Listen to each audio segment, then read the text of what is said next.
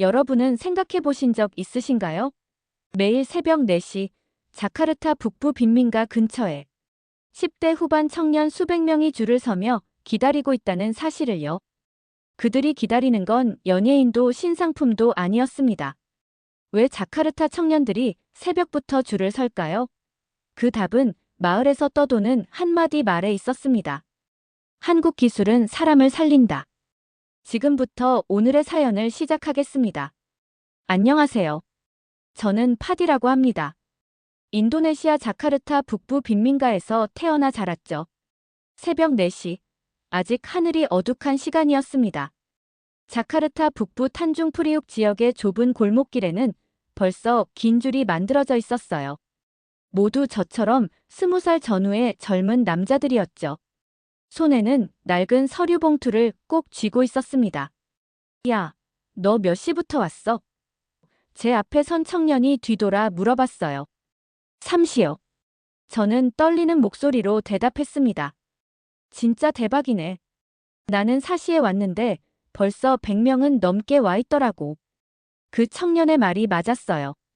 한국국제기술학교 앞에는 이미 수백 명의 청년들이 줄을 서 있었습니다. 모두 한국 조선 기술을 배우기 위해서였죠. 저 역시 그 행렬에 합류한 이유는 분명했어요. 어머니의 병원비. 파디야, 정말 괜찮겠니? 어머니가 기침을 하며 말씀하셨어요. 폐질환으로 고생하시는 어머니는 날이 갈수록 몸이 약해지고 계셨거든요. 병원비는 계속 늘어나는데 저희 집은 아버지가 부채만 남기고 사라진 후 생활비조차 부족한 상황이었습니다. 걱정 마세요, 어머니. 한국에서 기술 배워서 돌아오면 좋은 일자리 구할 수 있을 거예요. 저는 확신에 찬 목소리로 대답했지만 사실 두려웠어요. 한국이라는 나라도 낯설고 조선소라는 곳이 어떤 곳인지도 몰랐거든요. 하지만 마을 사람들이 하는 말이 있었습니다. 한국 기술은 사람을 살린다. 그 말 한마디가 저에게는 희망이었어요. 학교도 제대로 못 간 동생 셋과 병든 어머니를 부양해야 하는 상황에서 한국 기술을 배우는 것이 저희 가족에게는 유일한 기회처럼 보였거든요. 해가 떠오르자 학교 직원이 나왔습니다. 오늘 선발 인원은 10명입니다. 서류 심사와 면접을 통해 최종 합격자를 발표하겠습니다. 10명. 수백 명 중에서 단 10명만 선발한다는 얘기였어요. 제 심장이 쿵쾅쿵쾅 뛰기 시작했습니다. 줄에 서 있는 다른 청년들의 표정도 긴장으로 굳어졌어요. 형, 우리 다 붙을 수 있을까? 제 뒤에 서 있던 어린 친구가 떨리는 목소리로 물어봤습니다. 모르겠어. 하지만 최선을 다해보자고. 저는 그렇게 대답하면서도 속으로는 간절히 기도했어요. 제발 선발되게 해달라고. 어머니의 병원비를 벌 수 있게 해달라고. 동생들이 굶지 않게 해달라고. 그렇게 시작된 저의 한국기술 도전기였습니다. 아버지가 사라진 건 제가 18살 때였어요. 어느 날 갑자기 집에 채권자들이 몰려왔죠. 그제야 아버지가 사업 실패로 큰 빚을 지고 있었다는 걸 알았습니다. 파디야, 아버지가 어디 갔는지 정말 모르니? 채권자 중 한 명이 협박하듯 물어봤어요. 정말 몰라요. 저희도 찾고 있어요. 저는 떨리는 목소리로 대답했습니다. 그날 밤부터 저는 가장이 되어야 했어요. 18살의 말이죠. 어머니는 충격으로 병이 더 심해졌고 동생 셋은 아직 어렸거든요. 큰 동생 사리는 15살, 둘째 동생 디카는 13살, 막내 리나는 겨우 10살이었어요. 오빠, 우리 이제 어떻게 살아? 사리가 울먹이며 물어봤습니다. 걱정 마. 오빠가 다 해결할 거야. 그렇게 말하면서도 저는 막막했어요. 고등학교도 졸업하지 못한 상태에서 할 수 있는 일이 뭐가 있을까요? 공사장에서 하루 종일 일해봐도 벌 수 있는 돈은 하루 50만 루피아, 우리 돈으로 4만 원 정도였어요. 그것도 일이 있을 때만이었죠. 어머니의 병원비만 해도 한 달에 200만 루피아가 넘게 들었습니다. 동생들 생활비까지 합치면 도저히 감당할 수 없는 금액이었어요. 파디야, 미안해. 엄마 때문에 내가 고생하네. 어머니가 기침을 하며 말씀하셨어요. 그런 말씀 마세요, 어머니. 저는 괜찮아요. 하지만 정말 괜찮지 않았어요. 밤마다 잠이 오지 않았거든요. 이런 식으로 살아서는 안 되겠다는 생각만 들었습니다. 뭔가 근본적인 해결책이 필요했어요. 그러던 어느 날, 동네 슈퍼마켓에서 우연히 들은 대화가 제 인생을 바꿨습니다. 야, 너 한국 조선소 연수 이야기 들어봤어? 응, 들어봤어. 거기 가면 기술 배워서 월급도 많이 받는다면서. 맞아. 우리 동네 자마루딘이 작년에 갔다 왔는데 이제 정말 잘 살고 있어. 제 귀가 번쩍 뜨였어요. 한국 조선소 연수. 그게 뭐지? 집에 돌아와서 인터넷으로 찾아봤습니다. 한국국제기술학교에서 조선 기술을 가르쳐주고 우수한 학생들은 한국 조선소에서 실습할 기회를 준다는 거였어요. 그리고 한국에서 기술을 익힌 사람들은 돌아와서 좋은 일자리를 구할 수 있다고 했습니다. 한국 기술은 사람을 살린다. 인터넷 게시판에서 본 그 댓글이 제 마음에 박혔어요. 정말 그럴까? 한국 기술을 배우면 저희 가족을 살릴 수 있을까? 오빠, 정말로 한국에 갈 거야? 사리가 걱정스럽게 물어봤어요. 응. 가서 기술 배워서 돌아올 거야. 그럼 우리 가족이 더 이상 가난하게 살지 않아도 돼. 하지만 한국은 너무 멀어. 그리고 언어도 다르잖아. 괜찮아. 나는 할 수 있어. 사실 두렵긴 했어요. 하지만 이 기회를 놓치면 언제 다시 이런 기회가 올지 몰랐거든요. 제 인생을 걸어볼 만한 가치가 있다고 생각했습니다. 그날 밤 어머니께 말씀드렸어요. 어머니, 저 한국에 가서 기술 배워오려고 해요. 한국? 그게 뭔 소리니? 조선 기술을 배우는 거예요. 그럼 돌아와서 좋은 일자리 구할 수 있어요. 어머니는 한참 동안 말씀을 안 하셨어요. 그러더니 제 손을 꼭 잡으시며 말씀하셨습니다. 파디야, 정말 확신이 서니? 네, 어머니. 이게 저희 가족을 살릴 수 있는 유일한 방법인 것 같아요. 그렇게 저는 한국 기술자가 되기로 결심했습니다. 부채만 남기고 사라진 아버지, 폐질환으로 고생하시는 어머니, 학교도 제대로 못 간 동생 셋. 모든 걸 제가 책임져야 하는 상황에서 한국 기술은 저에게 희망의 빛이었어요. 선발 과정을 통과하고 한국에 온 건 2개월 후였어요. 인천공항에 내렸을 때의 그 느낌을 잊을 수가 없습니다. 차가운 공기와 함께 새로운 세상이 펼쳐졌죠. 울산 조선소에 도착한 첫날, 저는 완전히 압도당했어요. 거대한 크레인들이 하늘을 찌를 듯 서 있고 쇠를 자르는 소리와 용접 불꽃이 사방에서 터져 나왔거든요. 정말 장관이었습니다. 너희들, 오늘부터 여기서 일하게 될 거야. 통역사가 말했어요. 모든 지시는 한국어로 내려지니까 잘 들어야 해. 첫 번째 문제가 바로 언어였어요. 한국어 기초과정을 6개월 동안 배웠지만 현장에서 쓰는 전문 용어들은 전혀 다른 세계였거든요. 야, 신입. 여기 와봐. 팀장인 김 과장님이 저를 불렀어요. 저는 뛰어가서 큰 소리로 대답했습니다. 네. 이 도면 보고 절단기 가져와. 도면? 절단기? 무슨 말인지 전혀 이해할 수 없었어요. 저는 멍하니 서 있을 수밖에 없었습니다. 못 알아들어. 김 과장님의 목소리가 높아졌어요. 죄송합니다. 다시 한번 말씀해 주세요. 아, 진짜. 절단기 말이야, 절단기. 저기 있는 거 가져오라고. 저는 어디를 봐야 할지 몰랐어요.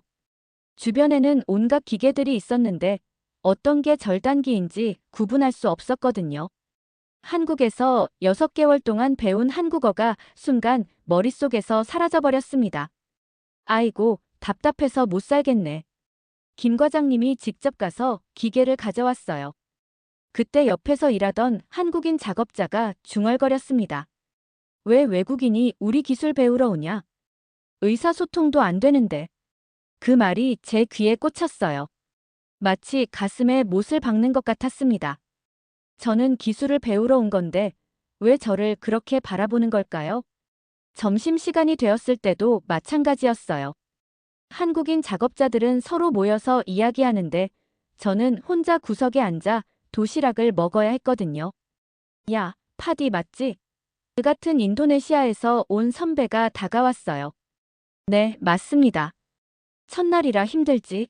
나도 처음에는 정말 힘들었어. 정말 많이 힘드네요. 언어도 어렵고 사람들이 저를 좀 이상하게 보는 것 같아요. 그래, 처음에는 다 그래. 하지만 포기하면 안 돼. 여기서 배운 기술로 고국에 돌아가면 정말 달라질 거야. 오후 작업이 시작되었을 때 상황은 더욱 악화되었어요. 용접 작업을 배우는 시간이었는데 저는 용접봉을 제대로 잡지도 못했거든요. 이렇게 하는 거야, 이렇게.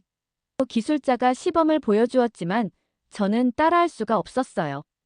용접 마스크를 쓰고 용접봉을 대는 순간 불꽃이 튀면서 저는 깜짝 놀라 뒤로 물러났습니다. 그러다가 옆에 있던 자재에 부딪혔어요. 야, 조심해. 누군가가 소리쳤습니다. 모든 사람들의 시선이 저에게 쏠렸어요. 부끄러움과 당황스러움이 밀려왔습니다. 집에서는 가족들을 위해 강해져야 한다고 다짐했는데 막상 현실은 너무 가혹했어요. 그날 저녁 기숙사에 돌아와서 가족들과 영상통화를 했습니다. 오빠, 어때? 재밌어? 사리가 물어봤어요. 응, 재밌어. 많이 배우고 있어. 거짓말이었어요. 하지만 동생들에게 걱정을 끼치고 싶지 않았거든요. 파디야, 몸은 괜찮니? 어머니가 기침을 하며 물어보셨어요. 네, 괜찮아요. 어머니는 병원에 잘 다니고 계시죠? 응, 다니고 있어. 나 때문에 걱정은 안 해도 돼. 통화를 끊고 나서 저는 침대에 누워 천장을 바라봤어요. 과연 제가 할 수 있을까? 언어도 어렵고 기술도 어렵고 사람들의 시선도 차갑고 모든 게 너무 힘들었습니다. 하지만 포기할 수는 없었어요. 저를 믿고 기다리는 가족들이 있었으니까요. 그리고 한국 기술을 배워서 꼭 성공하겠다는 약속을 했으니까요. 그날 밤 저는 다짐했습니다. 내일은 더 열심히 해보자고. 언어가 어려우면 더 공부하고 기술이 어려우면 더 연습하자고. 절대 포기하지 말자고. 그 다음 날부터 저는 새벽 4시에 일어나기 시작했어요. 다른 사람들이 모두 잠들어 있을 때 혼자 조선소 연습장에 나가서 용접 연습을 했습니다. 기숙사에서 몰래 나가는 일이 쉽지 않았어요. 문을 살짝 열고 복도를 확인한 다음 발소리가 나지 않게 조심조심 걸어서 밖으로 나갔거든요. 연습장에는 낡은 철판들이 쌓여 있었어요. 저는 그 철판을 이용해서 용접 연습을 했습니다. 처음에는 용접봉을 대기만 해도 손이 떨렸는데 계속 반복하다 보니 조금씩 안정되기 시작했어요. 각도가 중요해. 15도 정도 기울여서 해봐. 낮에 들었던 기술자의 말을 떠올리며 연습했습니다. 하지만 혼자 하는 연습에는 한계가 있었어요. 제대로 하고 있는 건지 틀린 건지 확신할 수 없었거든요. 일주일이 지났을 때 여전히 저는 팀에서 가장 서툰 사람이었어요. 다른 연수생들은 점점 익숙해져 가는데 저만 혼자 뒤처져 있는 느낌이었습니다. 파디, 너 진짜 답답하다. 같은 팀 연수생이 짜증을 내며 말했어요. 우리 팀 평가 때문에 다른 팀보다 뒤처지잖아. 그 말이 저에게는 큰 상처였어요. 열심히 하려고 노력하는데 오히려 팀의 발목을 잡고 있다는 생각이 들었거든요. 그날도 새벽에 나가서 연습을 하고 있었어요. 용접 마스크를 쓰고 철판에 용접봉을 대고 있는데 누군가의 발소리가 들렸습니다. 뭐? 누가 이 시간에 여기 있어? 깜짝 놀라서 돌아보니 낮에 봤던 한국인 기술자였어요. 박 기사님이라고 불리는 분이었죠. 저보다 10살 정도 많아 보이는 분이었어요. 죄송합니다. 연습하고 있었어요. 저는 얼른 마스크를 벗으며 말했습니다. 박 기사님은 제가 용접한 철판을 자세히 살펴봤어요. 그러더니 고개를 끄덕이며 말했습니다. 너 노력하잖아. 내가 알려줄게. 그 말 한마디에 저는 울컥했어요. 일주일 동안 아무도 저에게 격려의 말 한마디 해주지 않았는데 처음으로 누군가가 제 노력을 알아봐 주었거든요. 여기 봐. 용접할 때 각도가 중요해. 너는 각도가 너무 급해. 이렇게 해봐. 박 기사님이 직접 시범을 보여주었어요. 용접봉을 대는 각도, 이동하는 속도, 불꽃의 세기를 조절하는 방법까지 자세하게 알려주셨습니다. 그리고 이거 명심해. 용접은 급하게 하는 게 아니야. 천천히 정확하게 하는 거야. 빨리 하려고 하면 오히려 더 오래 걸려. 네, 알겠습니다. 정말 감사합니다. 괜찮아. 나도 처음에는 서툴렀어. 계속 연습하면 늘어. 그날부터 박 기사님은 저의 새벽 연습을 도와주셨어요. 매일 4시 30분에 연습장에 나와서 제가 연습하는 모습을 지켜보고 틀린 부분을 지적해 주셨거든요. 파디야, 오늘은 어때? 어제보다 나아졌어. 정말요? 아직도 많이 부족한 것 같은데. 천천히 해. 로마도 하루아침에 이루어진 게 아니잖아. 박 기사님은 기술뿐만 아니라 한국어도 가르쳐 주셨어요. 조선소에서 쓰는 전문 용어들을 하나하나 설명해 주시고 발음까지 교정해 주셨습니다. 절단기가 아니라 절단기야. 혀를 조금 더 앞으로 내밀어서 발음해봐. 절단기. 맞아, 그렇게 하는 거야. 2주가 지나자 확실히 달라졌어요. 낮에 다른 기술자들이 지시를 내려도 이해할 수 있게 되었고 용접 실력도 눈에 띄게 늘었습니다. 파디 실력이 많이 늘었네. 김 과장님이 제 작업을 보며 말했어요. 네, 열심히 연습하고 있습니다. 좋아, 이 조자로 계속해. 그날 점심시간에 박 기사님이 저에게 다가왔어요. 파디야, 이제 기본기는 어느 정도 된 것 같아. 하지만 앞으로가 더 중요해. 무슨 말씀이세요? 기술은 배울 수 있어. 하지만 마음가짐이 더 중요하다고. 한국에서 일하려면 책임감과 정확성이 필요해. 박 기사님의 말씀이 깊이 와닿았어요. 단순히 기술만 배우는 게 아니라 한국 사람들이 일하는 방식과 마음가짐까지 배워야 한다는 걸 깨달았거든요. 그날 밤 가족들과 영상 통화를 할 때 처음으로 솔직하게 얘기할 수 있었어요. 오빠, 많이 힘들지? 사리가 물어봤어요. 응, 힘들어. 하지만 이제 조금씩 적응하고 있어. 좋은 분도 만났고. 다행이다. 오빠가 포기하면 어떻게 하나 싶었어. 저는 눈물을 삼키며 대답했습니다. 정말 포기하고 싶었던 순간들이 많았거든요. 하지만 박 기사님의 도움과 가족들의 기대 덕분에 다시 일어설 수 있었어요. 한국에서의 두 번째 달이 시작되고 있었습니다. 한 달 반 정도 지났을 때 저에게 큰 시련이 찾아왔어요. 그날도 평소와 같이 용접 작업을 하고 있었는데 갑자기 장비에서 이상한 소리가 났습니다. 띠리리리리. 용접기에서 경고음이 울렸어요. 저는 급히 작업을 멈추고 전원을 껐습니다. 그런데 문제는 그 다음이었어요. 야, 뭐 했어? 김 과장님이 달려왔어요. 갑자기 이상한 소리가 나서 껐습니다. 이상한 소리? 너 뭔가 잘못한 거 아냐? 김 과장님이 장비를 확인해 보더니 얼굴이 굳어졌어요. 용접기 내부 회로에 문제가 생긴 거였습니다. 이거 수리하려면 최소 일주일은 걸려. 너 정말 아무것도 안 했어? 정말 아무것도 안 했습니다. 평소처럼 작업하고 있었는데 갑자기. 하지만 김 과장님은 믿지 않는 눈치였어요. 다른 작업자들도 하나둘 모여들었습니다. 외국인들이 장비를 제대로 다룰 줄 모르니까 이런 일이 생기는 거야. 누군가가 중얼거렸습니다. 그 말이 저를 더욱 움츠러들게 만들었어요. 정말 제가 뭔가 잘못한 걸까요? 아무리 생각해봐도 평소와 다르게 한 게 없었는데. 파디, 너 오늘부터 다른 팀으로 가. 김 과장님이 차가운 목소리로 말했어요. 다른 팀이요? 응. 장비 고장 원인을 조사하는 동안 너는 다른 곳에서 일해. 사실상 격리 조치였어요. 저는 억울했지만 어쩔 수 없이 다른 팀으로 배정받았습니다. 그런데 문제는 소문이 삽시간에 퍼진다는 거였어요. 야, 파디 들었어? 장비 고장낸 거. 진짜? 역시 외국인들은 조심해야 돼. 우리 장비도 건드리면 안 돼. 복도를 지나갈 때마다 사람들의 수군거리는 소리가 들렸어요. 점심시간에도 아무도 저와 함께 앉으려 하지 않았습니다. 심지어 같은 인도네시아에서 온 친구들도 저를 피하기 시작했어요. 파디야, 미안해. 요즘 분위기가 좀 그래서. 같이 왔던 동기가 미안한 표정으로 말했어요. 괜찮아. 이해해. 하지만 전혀 괜찮지 않았어요. 정말 아무것도 잘못한 게 없는데 왜 저만 이런 취급을 받아야 하는지 이해할 수 없었거든요. 며칠 후에 진짜 원인이 밝혀졌어요.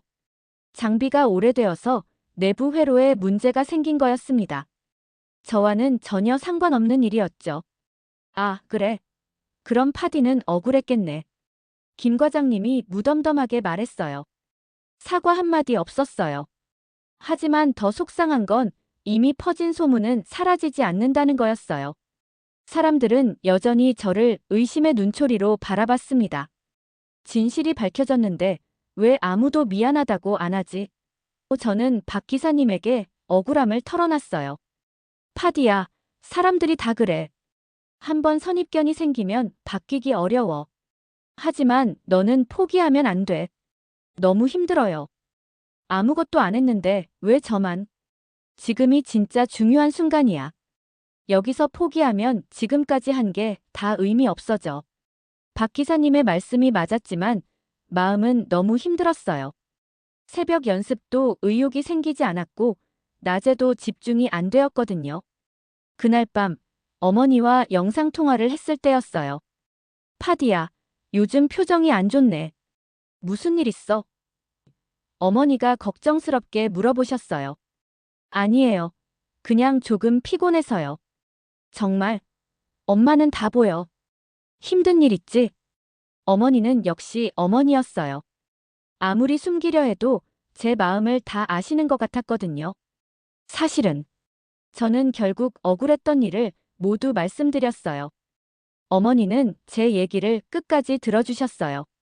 그러더니 눈물을 흘리시며 말씀하셨습니다. 파디야, 엄마가 미안해.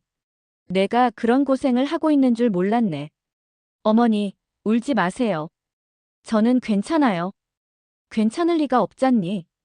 우리 파디가 얼마나 착한데. 아무것도 잘못한 게 없는데. 어머니의 눈물을 보니 저도 울컥했어요. 하지만 울면 안 될 것 같았거든요. 그래도 넌 한국에서 배울 기회가 있잖니. 어머니가 눈물을 닦으며 말씀하셨어요. 엄마나 너희 아버지는 그런 기회도 없었어. 하지만 넌 다르잖아. 한국에서 기술을 배울 수 있는 기회가 있잖니. 어머니의 말씀에 깊이 생각해봤어요. 힘들긴 하지만 이런 기회를 가질 수 있는 사람이 얼마나 될까요? 그리고 파디야, 엄마가 하나 더 말할게. 네, 어머니. 진실은 언젠가 드러나. 내가 열심히 하면 사람들이 알아볼 거야. 지금은 힘들어도 포기하면 안 돼.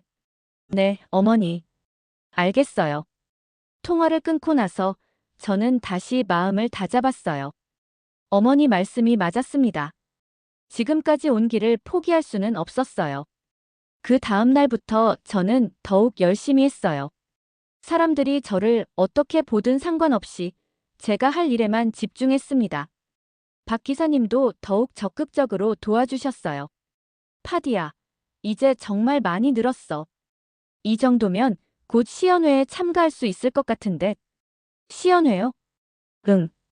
연수생들이 배운 기술을 보여주는 자리야. 거기서 잘하면 정규직으로 채용될 기회도 있어. 정규직 채용. 그 말이 제 가슴을 뛰게 만들었어요. 정말 그런 기회가 온다면 지금까지의 모든 고생이 보상받을 수 있을 것 같았거든요. 억울한 누명을 쓰고 힘들었지만 어머니의 격려와 박 기사님의 도움으로 저는 다시 일어설 수 있었어요. 이제 정말 중요한 순간이 다가오고 있었습니다. 드디어 시연회 날이 다가왔어요. 3개월 동안 배운 모든 기술을 보여줘야 하는 날이었습니다. 한국 조선소 임원들과 기술자들이 모두 참석하는 중요한 자리였죠. 시연회 일주일 전부터 저는 더욱 집중적으로 연습했어요. 박 기사님도 매일 새벽에 나와서 저를 도와주셨습니다. 파디야, 시연회에서는 완벽해야 해. 한 번의 실수도 용납되지 않아. 네, 알겠습니다. 최선을 다하겠습니다. 그리고 긴장하지 마. 지금까지 연습한 대로만 하면 돼. 하지만 긴장하지 않을 수가 없었어요. 이 기회를 놓치면 언제 다시 이런 기회가 올지 모르니까요. 게다가 최근에 있었던 장비 고장 사건 때문에 저에 대한 시선이 여전히 좋지 않았거든요. 시연회 전날 밤, 저는 잠을 이룰 수가 없었어요. 계속 내일 일이 걱정되었거든요. 혹시 실수하면 어떡하지? 혹시 사람들이 저를 인정해주지 않으면 어떡하지? 새벽 2시쯤 박 기사님에게서 문자가 왔어요. 파디야, 잠 못 자고 있지? 걱정 마. 너는 충분히 잘할 수 있어. 내일 화이팅. 그 문자를 보고 조금 마음이 놓였어요. 적어도 저를 믿어주는 사람이 한 명은 있다는 게 큰 힘이 되었거든요. 시연회 당일 아침이 밝았어요. 하늘이 정말 맑았습니다. 좋은 징조인 것 같았어요. 오늘 시연회 참가자들 모두 집합. 드디어 시간이 되었습니다. 저를 포함해서 10명의 연수생이 시연회에 참가했어요. 모두 지난 3개월 동안 열심히 연습한 사람들이었죠. 시연장에 들어서니까 정말 장관이었어요. 한쪽 벽에는 태극기가 걸려 있었고 관람석에는 조선소 임원들과 기술자들이 가득 앉아 있었거든요. 긴장이 더욱 심해졌습니다.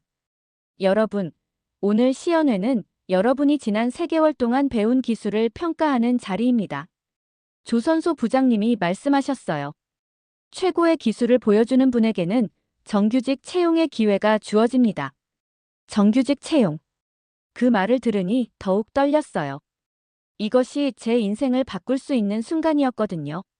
시연은 번호 순서대로 진행되었어요. 저는 7번이었습니다.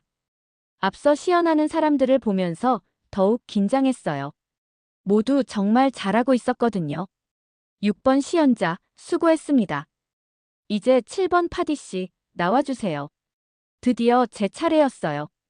저는 깊게 숨을 들이마시고 시연대로 걸어갔습니다. 그때 관람석에서 박 기사님이 저에게 엄지손가락을 치켜 세우는 게 보였어요. 그것만으로도 큰 힘이 되었습니다. 시연 과제는 복잡한 용접 작업이었어요. 2개의 철판을 정확한 각도로 용접해서 하나로 만드는 거였습니다. 각도가 조금만 틀려도 전체 구조물이 망가질 수 있는 정밀한 작업이었죠. 시작하세요. 심판관의 신호와 함께 저는 작업을 시작했어요. 먼저 철판의 위치를 정확히 맞췄습니다. 박 기사님이 가르쳐 주신 대로 천천히 정확하게 했어요. 용접 마스크를 쓰고 용접봉을 철판에 댔습니다. 파란 불꽃이 튀어나오면서 용접이 시작되었어요. 제 손은 전혀 떨리지 않았습니다. 지난 3개월 동안 매일 새벽에 연습한 덕분이었죠. 15도 각도로 천천히 이동해. 박 기사님의 목소리가 머릿속에서 들렸어요. 저는 정확한 각도를 유지하면서 용접봉을 이동시켰습니다. 모든 것이 완벽했어요. 마치 제가 아닌 다른 사람이 하는 것 같았거든요. 첫 번째 용접이 끝났습니다. 이제 2번째 용접을 해야 했어요. 더욱 복잡한 각도였지만 저는 침착하게 작업을 계속했습니다. 시연장이 조용해졌어요. 모든 사람들이 제 작업을 집중해서 지켜보고 있었습니다. 평소 같으면 부담스러웠을 텐데 그날은 오히려 집중이 더 잘 되었어요. 마지막 용접이 끝났습니다. 저는 용접 마스크를 벗고 제가 만든 작품을 바라봤어요. 완벽했습니다. 각도도 정확하고 용접 자국도 깔끔했어요. 시연 완료했습니다. 저는 큰 소리로 외쳤어요. 그 순간 관람석에서 박수 소리가 터져 나왔습니다. 처음에는 박 기사님만 박수를 쳤는데 점점 다른 사람들도 박수를 치기 시작했어요. 마침내 전원이 일어서서 박수를 쳤습니다. 와, 정말 완벽하네. 누군가가 말했어요. 외국인 맞아? 한국 사람보다 더 잘하는 것 같은데. 저는 눈물이 날 것 같았어요. 지난 3개월 동안의 모든 고생이 이 순간을 위한 거였다는 생각이 들었거든요. 그리고 시연장 벽에 걸린 태극기가 눈에 들어왔어요. 저는 그 태극기를 바라보며 고개를 숙여 인사했습니다. 대한민국에서 기술을 배울 수 있게 해주셔서 감사합니다. 그 말을 하니까 정말 진심으로 감사한 마음이 들었어요. 힘들기도 했지만 이런 기회를 준 한국에 정말 고마웠거든요. 시연이 모두 끝나고 결과 발표 시간이 되었어요. 조선소 부장님이 마이크를 잡았습니다. 오늘 시연회에 참가한 모든 분들 수고하셨습니다. 그 중에서도 특히 뛰어난 기술을 보여준 분이 있습니다. 제 심장이 쿵쾅쿵쾅 뛰었어요. 7번 파디씨, 축하합니다. 정규직으로 채용하겠습니다. 그 순간 저는 무릎이 풀릴 뻔했어요. 정말 해냈습니다. 3개월 동안의 노력이 드디어 결실을 맺는 순간이었어요. 박 기사님이 달려와서 저를 꼭 안아주셨어요. 파디야, 정말 축하해. 너 정말 잘했어. 기사님 덕분입니다. 정말 감사합니다. 그날 밤 가족들에게 좋은 소식을 전했어요. 모두가 기뻐했지만 특히 어머니가 많이 우셨어요. 파디야, 정말 대단해. 엄마가 자랑스러워. 어머니, 이제 병원비 걱정하지 마세요. 제가 다 책임질게요. 태극기 앞에서 보여준 완벽한 기술로 저는 드디어 꿈에 그리던 정규직이 되었습니다. 한국에서의 진짜 새 시작이었어요. 정규직으로 채용된 후 1년 동안 한국에서 더 많은 것을 배웠어요. 단순한 용접 기술뿐만 아니라 품질 관리, 안전 관리, 팀워크까지 배웠습니다. 그리고 약속했던 대로 자카르타로 돌아갈 시간이 왔어요. 파디야, 정말 아쉽다. 너 같은 친구가 계속 있었으면 좋겠는데. 박 기사님이 아쉬워하셨어요. 기사님 덕분에 여기까지 올 수 있었어요. 정말 감사합니다. 고마워할 것 없어.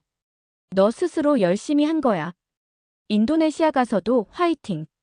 인천공항에서 자카르타로 향하는 비행기에 올랐을 때 정말 많은 생각이 들었어요. 1년 4개월 전에 이곳에 왔을 때와는 완전히 다른 사람이 되어 돌아가는 기분이었거든요. 자카르타 공항에 도착했을 때 가족들이 모두 마중 나와 있었어요. 어머니의 얼굴이 많이 좋아져 있었습니다. 제가 한국에서 보낸 돈으로 제대로 치료받으신 덕분이었죠. 오빠, 동생들이 달려와서 저를 안았어요. 우리 파디 많이 컸네. 어머니가 저를 보며 웃으셨어요. 정말 오랜만에 보는 가족들이었어요. 영상통화로는 봤지만 직접 만나니까 감동이 더 컸거든요. 집에 도착해서 보니 많은 것이 바뀌어 있었어요. 새 가구도 들어와 있고 동생들이 새 옷을 입고 있었습니다. 제가 한국에서 보낸 돈으로 생활이 많이 나아진 거였어요. 오빠, 이제 우리 가난하지 않은 거야? 막내 리나가 물어봤어요. 응, 이제 걱정하지 마. 오빠가 다 해결할게. 며칠 후 한국국제기술학교에서 연락이 왔어요. 제가 한국에서 배운 경험을 후배들에게 들려달라는 거였습니다. 파디씨, 특강을 해주실 수 있을까요? 학생들이 정말 듣고 싶어 해요. 네, 기꺼이 하겠습니다. 특강날이 되었어요. 강당에는 200명이 넘는 학생들이 앉아 있었습니다. 모두 저처럼 한국에서 기술을 배우고 싶어 하는 청년들이었죠. 안녕하세요. 저는 파디입니다. 저는 마이크를 잡고 말하기 시작했어요. 1년 4개월 전에 여러분과 똑같은 마음으로 이 자리에 앉아 있었습니다. 학생들의 눈이 반짝거렸어요. 모두 집중해서 제 이야기를 들었습니다. 한국에 가면 쉬울 거라고 생각했어요. 하지만 전혀 그렇지 않았습니다. 언어도 어렵고 문화도 달랐어요. 심지어 억울한 일도 당했죠. 저는 솔직하게 제가 겪었던 어려움들을 얘기했어요. 첫날 김 과장님에게 꾸중 들었던 일, 장비 고장 누명을 썼던 일, 사람들이 저를 외면했던 일까지 모두 말했습니다. 그럼 포기하고 싶지 않으셨어요? 한 학생이 질문했어요. 포기하고 싶었죠. 정말 많이요.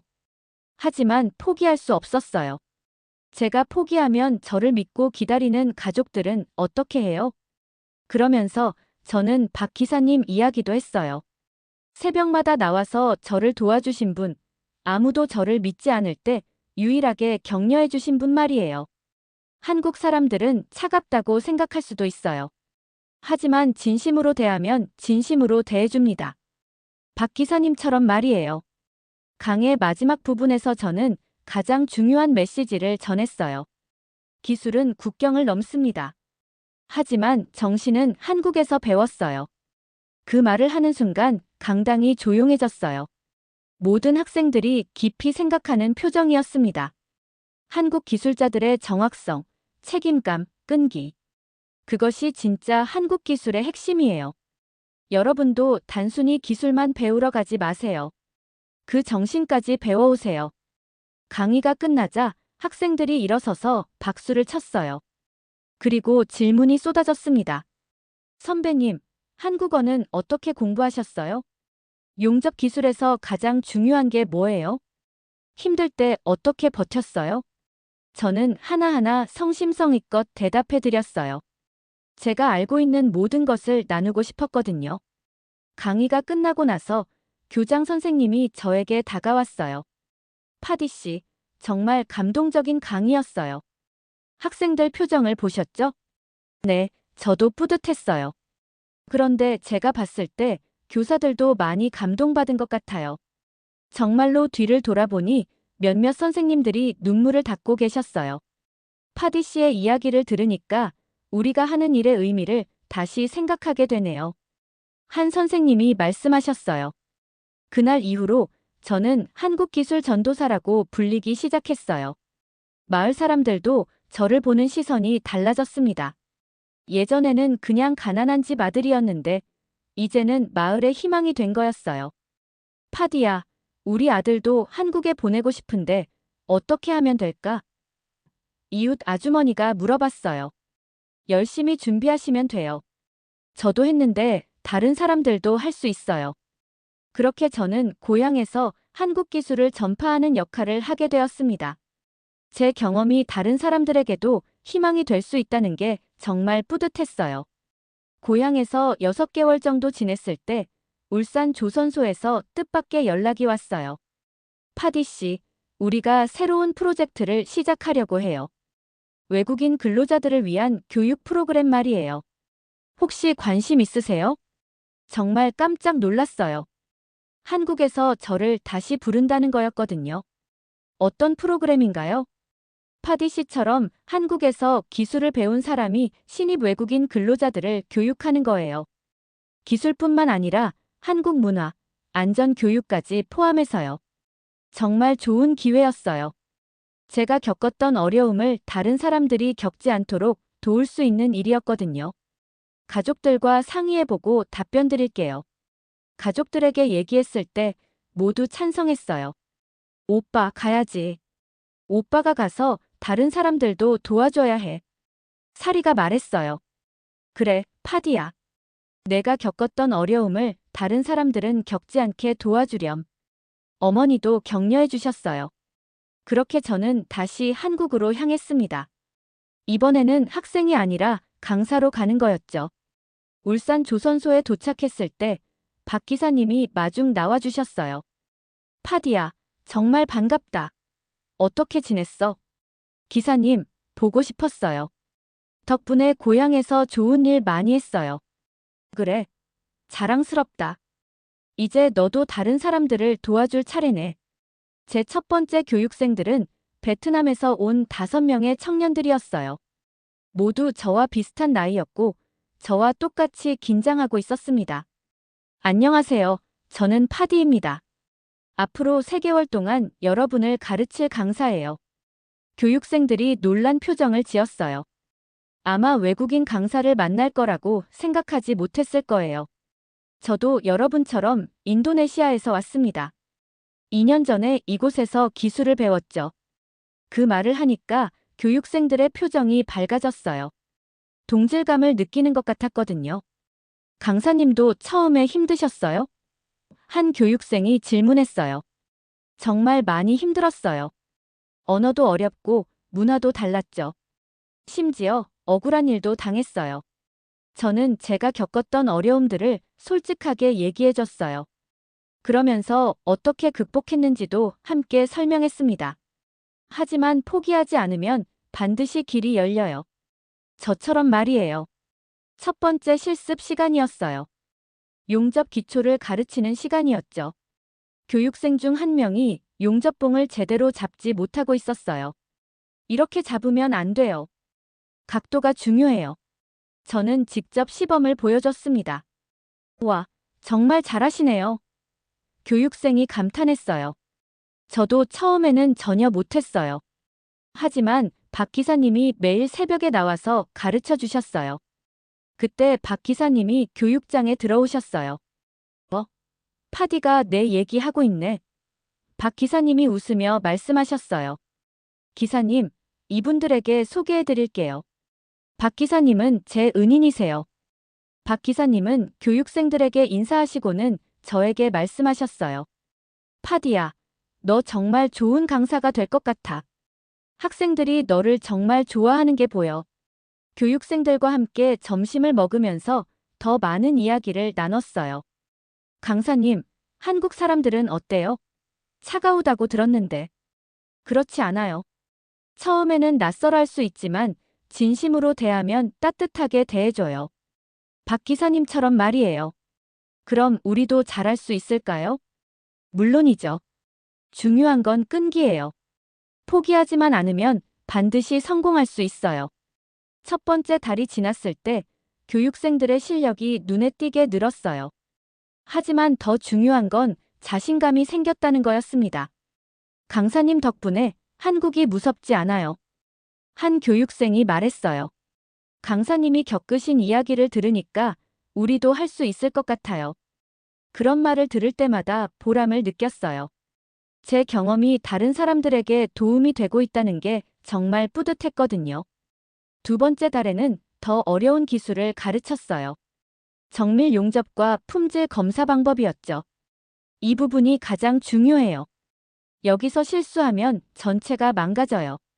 저는 박 기사님에게 배웠던 모든 노하우를 교육생들에게 전수했어요. 단순한 기술뿐만 아니라 한국 조선소에서 중요하게 생각하는 가치들도 함께 가르쳤습니다. 한국에서는 정확성을 가장 중요하게 생각해요. 빨리 하는 것보다 정확하게 하는 게 더 중요하다는 걸 기억하세요. 그리고 안전도 정말 중요해요.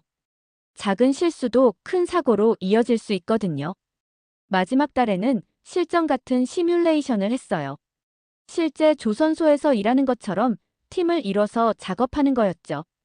여러분, 이제 진짜 한국 조선소에서 일할 준비가 되었어요. 저는 뿌듯한 마음으로 말했어요. 3개월 교육이 끝나는 날, 교육생들이 저에게 편지를 줬어요. 강사님, 정말 감사합니다. 강사님 덕분에 한국에서 일할 자신감이 생겼어요. 강사님이 들려주신 이야기들이 정말 큰 힘이 되었어요. 편지를 읽으면서 눈물이 날 뻔했어요. 제가 누군가에게 이렇게 큰 도움이 될 수 있다는 게 믿어지지 않았거든요. 그날 저녁 박 기사님과 함께 식사를 했어요. 파디야, 정말 대단해. 너 교육하는 모습 보니까 정말 감동적이더라. 기사님이 저에게 해주신 것처럼 했을 뿐이에요. 그게 바로 진심의 문화야. 내가 받은 도움을 다른 사람에게 전하는 거지. 진심의 문화. 그 말이 정말 마음에 와닿았어요. 한국에서 배운 가장 소중한 것이 바로 그거였거든요. 그 후로 저는 계속해서 외국인 근로자들을 교육했어요. 베트남, 필리핀, 캄보디아에서 온 많은 청년들을 가르쳤습니다. 모두 저처럼 가족을 위해, 꿈을 위해 한국에 온 사람들이었어요. 강사님은 어떻게 이렇게 잘 가르치세요? 어느 날 한 교육생이 물어봤어요. 제가 여러분과 같은 경험을 했기 때문이에요. 여러분의 마음을 이해하거든요. 정말 그랬어요. 교육생들이 어려워하는 부분, 걱정하는 부분을 저는 모두 이해할 수 있었습니다. 왜냐하면 저도 똑같이 겪었던 일들이었으니까요. 어느덧 1년이 지났어요. 제가 교육한 외국인 근로자들이 조선소 곳곳에서 일하고 있었습니다. 그들을 볼 때마다 정말 뿌듯했어요. 파디 강사님, 복도에서 만난 예전 교육생이 반갑게 인사했어요. 티엔, 어떻게 지내? 정말 잘 지내고 있어요. 강사님이 가르쳐 주신 대로 하니까 팀장님이 칭찬해 주세요. 그런 소식을 들을 때마다 제 마음도 따뜻해졌어요. 조선소 사장님이 저를 따로 불러서 말씀하셨어요. 파디 씨, 정말 고생 많아요. 덕분에 외국인 근로자들의 적응도가 정말 좋아졌어요. 감사합니다. 저도 보람을 느끼고 있어요. 앞으로도 계속 부탁드릴게요. 파디 씨 같은 분이 있어서 우리 조선소가 더 발전할 수 있어요. 그렇게 저는 한국과 인도네시아를 잇는 다리가 되었습니다. 단순히 기술을 전수하는 것이 아니라 서로 다른 문화를 이해하고 소통할 수 있게 도와주는 역할이었어요. 매일 밤 잠자리에 들기 전에 생각해요. 가난한 빈민가에서 시작된 제 인생이 이렇게 의미 있는 일을 하게 될 줄 누가 알았을까요? 한국 기술은 정말 사람을 살렸어요. 저뿐만 아니라 제가 가르친 많은 사람들의 인생도 바꿔주었습니다. 그리고 저는 그 기술과 함께 가장 소중한 것을 배웠어요. 진심의 문화. 그것이 바로 제가 한국에서 배운 가장 큰 보물이었습니다. 오늘의 사연은 여기까지입니다. 오늘의 사연이 좋으셨다면 좋아요, 구독, 알림 설정 부탁드려요. 구독자 여러분 오늘도 행복한 하루 보내세요. 지금까지 감동플러스였습니다.